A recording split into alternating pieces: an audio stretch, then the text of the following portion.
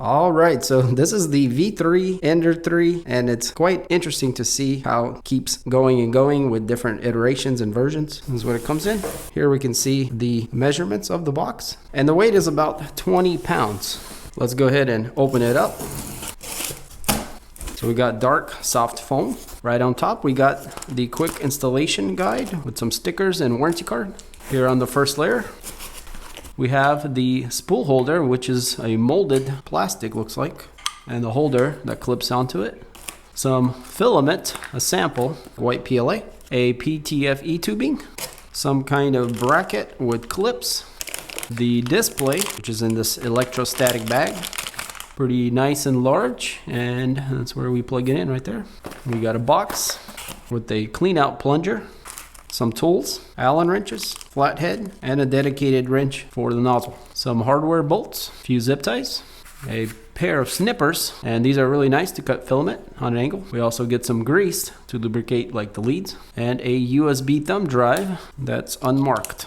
All right, and that's everything here for the first layer. Going down lower, we can see the gantry here on top, which is the upper portion. And there's actually a few more things here, which we have this contraption here, which I'm not sure exactly. It looks like part of a spool holder, like a spring on here. And it is 3D printed. Huh, very interesting. We also get a power cable. It looks like about 4 feet long. So let's go ahead and pull out the gantry. And it's actually not too big and not too heavy. And it is like a one-piece cast metal, what it looks like. Maybe you guys can see, but we got 2 motors here and a CoreXZ configuration with the double belt going around. And there's quite a few interesting things to see here, but we'll go a little more in detail about the build and all the features in a bit. And so below the gantry, we got the base, and we can see that we do have a PEI build plate. So it's actually quite compact. You guys can tell the build plate size there, which is, it says right here in the front, 220 by 220. So yeah, it's quite small compared here to the build plates. So yeah, pretty excited to see everything in detail. But for now, that is everything for the box. Very well packed, lots of foam for protection. Let's get this thing out of the way, and we'll bring the base back in and set it upside down. And right off the bat here, I really like these squishy rubber feet. They're quite unique looking. So yeah, there's 4 of them, and it looks like they're just glued on here to the bottom of this metal plate. And we got some venting here. So let's go ahead and take off this bottom part and see what's inside. We'll get the wrench we need, and there are 8 little bolts going around. All right, so let's see if we can pull this plate up. And look at that, we do have a fan attached. All right, so let's take a closer look here. So over here we can see the main board. It's quite large. It does say Creality on it, right in the middle. It looks like a very integrated kind of board and lots of chips, and definitely looks quite upscale for sure. Looks like the steppers are integrated and cooling fins are right there. We've got a ribbon cable here. It says to main and goes out the side. USB port there, our Y-axis motor. Here we have a splitter on this side, where the power comes in. And yeah, everything just looks very well managed. And this whole base here looks like it's some kind of cast aluminum or something. So very nice. And our power supply here looks pretty generic. It is Creality branded, 24 volt, 14.6 amps. And all the connections look nicely crimped and tightened. And yeah, overall it looks like a very clean execution here under the V3. So putting the printer together should not be very hard. We got a quick installation guide that gets you started here, all the parts that are included, and the steps to assemble the printer. And it looks like we start with the gantry and spool holder, and then we have a pretty important step here to check our voltages, because it appears to be that it will be blocked. So maybe we should do that first. And if we look here, guys, there's a little sticker here that tells us to check the voltage before we do anything else, which is right here. You can see an opening. It is switched to 230 volts, which is not correct for me. I need to go to 115. So I'm going to switch that to the correct voltage of 115 volts. So depending on where you live, you need to make sure that you're on the correct setting. So let's go ahead and grab the gantry. And here on this side, you guys can see there's a couple bolts, and that's actually where the spool holder clips on, literally right here, which is kind of interesting that they want us to go ahead and do that now. But yeah, it just literally drops in and then kind of goes down to click in, and it's holding itself. And so then we're gonna raise the gantry up, and it's literally gonna sit down on both ends there.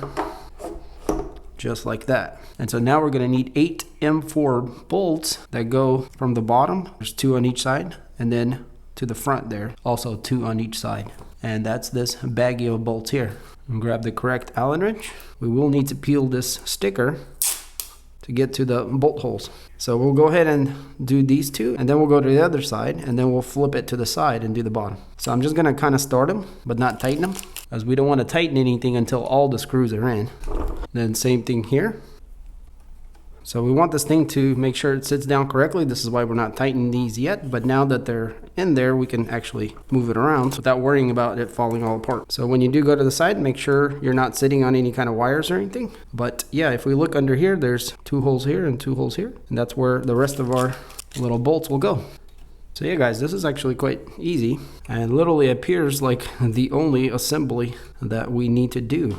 So I'm going to go ahead and snug these bottom ones up. And if you want to, you can run this all the way down, as it will kind of help spread these correctly between the 2 before tightening everything up. And also you do want to be kind of careful to over tighten these, because this is aluminum extrusion. So the threads are not as strong as if it would be metal. So be careful not to over tighten, just kind of snug, and that's it. We do have 4 bolts on each side, so there should be plenty of strength. So now that we got the bottom tight, we can go ahead and tighten these up completely. Go to the other side. All right, so now our base is connected to the gantry. So for the next part, we're going to be connecting our screen, which goes right here. It's quite simple. We're just going to plug this ribbon cable into the back of the screen, and then this will just clip on. So let's go ahead and peel this sticker and grab the cable. So the best way to do this is just lay the screen down, and then I'll lift it up kind of to plug it in. You guys obviously can't see this, but yeah, you're just lifting it up to plug it in. And once it clicks in, you carefully just line it up with the grooves and then kind of go down. And that's it. The screen is on. And that's pretty much the extent of putting things together. The other thing that we need to do is just plug the wires in, which is not very hard. We have a wire here for the ZX motor. Well, I guess this one here says Z. And then on the other side, this one is the X. And we also have a little wire here that's for a switch up onto the top that also needs to be plugged in, just like that. And then our last wire here, which says D on it, and the other one's just like a black plug. So the D is gonna go here into the filament detector. You guys can see that. And there's like a little wire clip here that can hold the whole cable. And then our other end will go into the hot end on the back of it here, and that plugs in. Now here we can, or probably not just can, but need to put a little zip tie, as there's little holes here for it to hold it all together. And that's actually going to be the strain relief here for this cable. Also, we have this tube here, and that's going to go from the filament detector, which is right here next to the wire. So we're just going to push that in, make sure it's nice and locked in there. And then the other end is going to go into the hot end, and we're literally just going to push that down till it grabs, which actually doesn't go far down at all. It just kind of goes a little and grabs. And that is it. So it might be a good idea to go ahead and zip tie these 2 together. That way they kind of stay together. So I'm gonna grab a couple zip ties here and go ahead and do that. And there we go. And we're looking nice and tidy here with all of our wiring and PTFE tubing. And believe it or not, guys, that is everything to the assembly, plugging in and putting it together. Well, except for this little foam here. I guess we do need to pull this out. But yeah. Well guys, I just realized that I did all this part wrong. So there's actually hardware for clipping the wires together, and also a bracket that clips right here that holds this wire here. So yeah, this is why it's probably important to look at the instruction manual a little closer. But yeah, here we have little clips that go around or through the PTFE tubing and then clip onto the wire itself. And then this bracket here actually clips in right here, and it literally just clips on and it holds the wire down. Very nice. And then for these, I guess I could leave the zip ties, but yeah, you would use this instead.